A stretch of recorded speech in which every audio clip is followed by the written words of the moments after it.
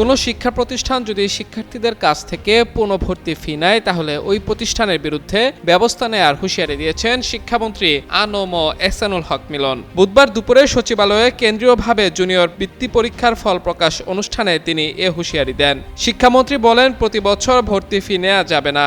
আদালতের এমন আদেশ অমান্য করে ভিন্ন উপায়ে কোনো প্রতিষ্ঠানের বিরুদ্ধে ফি নেওয়ার অভিযোগের প্রমাণ পাওয়া গেলে আমার একান্ত এই ভুবনের সঙ্গী হয়ে থাকে শুধু স্টেলা।